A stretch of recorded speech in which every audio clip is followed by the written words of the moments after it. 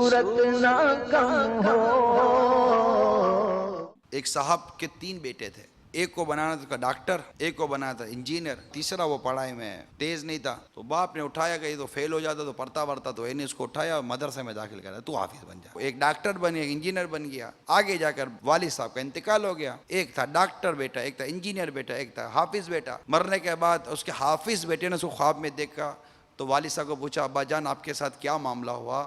تو ابا جان نے فرمایا بیٹا نہ بیٹے کی ڈاکٹری کام آئی، نہ کسی بیٹے کی انجینئرنگ کام آئی، تجھے حافظ بنایا تھا، تیرا حافظ بننا میرے کام آ گیا، اور تیرے حافظ بننے کی وجہ سے میرے رب نے میری مغفرت کر دی۔ تو ہمارے ہوتا ہی ہے جو تھوڑا بہت کمزور ہو، معذور ہو، اس کو دین کے لیے، جو زیادہ سمجھدار ہو تو وہ ڈاکٹر بنے گا۔ ہم کو ہمارے دین سے کتنی محبت ہے اس کا اظہار یہاں ہو جاتا ہے کہ اللہ تعالیٰ نے جو آپ کو اولاد دی ہے اس کو حافظ، عالم اور دین اسلام کی خدمت کرنے والا بنانے کے بجائے آپ اس کو اپنی خدمت بنانے کے چکر میں کہ بن جائے گا تو میری خدمتیں کرے گا، اور کیا، ٹھیک ہے، جس کی جو سوچ۔ لیکن اس پر ضرور کلام کروں گا کہ آپ کے اگر 4 بچے تھے تو ایک مدرسے میں باقی 3 کدھر ہیں، یا 4 میں سے اگر 3 سمجھدار تھے تو وہ سمجھدار کہاں رکھے ہیں، اور جو کم سمجھدار تھا اس کو کہاں رکھا ہے، یہ سب فیصلے کرنے آپ کے کام ہے۔ حدیث پاک میں واضح طور پر ارشاد ہے کہ حافظ اپنے گھر والوں کے ایسے 10 افراد جن پر ان کے گناہوں کی وجہ سے جہنم واجب ہو چکی، اس کی شفاعت اللہ قبول کرے گا۔ جس کے بیٹے نے قرآن سیکھا ہوگا، جس کے بیٹے نے قرآن حفظ کیا ہوگا، اس کو قیامت کے دن کسی کو تاج پہنایا جائے گا، کسی کو جنتی لباس پہنایا جائے گا،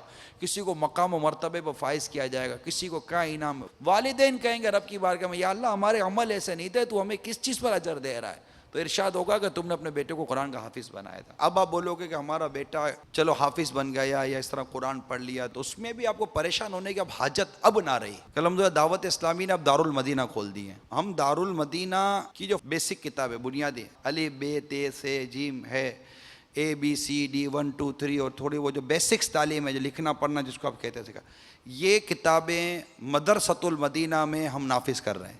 آپ کے مدرسۃ المدینہ میں پڑھنے والا مدنی منا اب یہ بیسک کتابیں پڑھ لے گا، اور انشاءاللہ عز و جل وہاں سے پڑھ کر وہ دارالمدینہ میں آ جائے۔ انشاءاللہ ہم کوشش کریں گے آپ کا بچہ ایک ہنرمند، ایک باصلاحیت مدنی منا ہو، اور ایک پڑھا لکھا سمجھدار ہونہار نوجوان بن کر آپ کو ملے، تاکہ یہ آپ کا بھی خیال رکھ سکے، اپنے گھر والوں کا خیال رکھ سکے، روزگار کا خیال رکھ سکے، ایک باعزت باوقار روزگار کمائے اور دین اسلام کی خدمت کرے۔ اولاد اللہ تعالیٰ کا دیا ہوا ایک انعام ہے۔ جیسے اللہ تعالیٰ نے مال دیا ہے نا، یہی مال، اس سے مسجد بناؤ تو یہ مال آپ کو قبر میں کام آئے گا، یہی مال سے اگر آپ فضول اڑا دو تو یہ کچھ بھی نہیں ہے، اور اگر اسی مال سے گناہ کماؤ تو یہ قبر میں پھنسائے گا۔ یہی اللہ نے اولاد دی ہے، اولاد کو آپ اللہ کے لیے استعمال کریں گے تو یہ اولاد اجر کا سبب بنے گی، اسی اولاد کو گناہوں پہ ڈال دیں گے تو یہ اولاد کا احسان ہوگا ہمارے لیے عذاب قبر کا ذریعہ بن جائے۔ ہمارے یہاں ایک عجیب سوچ یہ بن گئی ہے کہ جب ہم اپنے بچوں کو دین کے کام کے لیے دیتے ہیں تو ہم سوچتے ہیں کہ اس کی دنیا ضائع ہو جائے گی۔ دنیا ضائع کیوں ہوگی؟ میری تو آج تک یہ سمجھ میں نہیں آیا۔ دنیا کے پیچھے پڑھو تو دین تو ضائع ہوتا ہے، یہ تو دیکھا ہے میں نے، لیکن کیا دین پر چلنے والا روزگار نہیں کماتا؟ کیا دین پر چلنے والا یہ گھر بار کو نہیں دیکھتا؟ کیا دین پر چلنے والے کی بیوی بچے نہیں ہوتے، اس کا گھر نہیں ہوتا، اس کی فیملی نہیں ہوتی،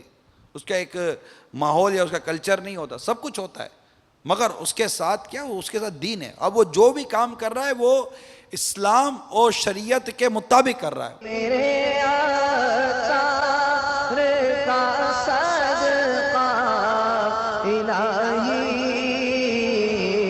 میرا جذبہ کسی صورت نہ کم ہو۔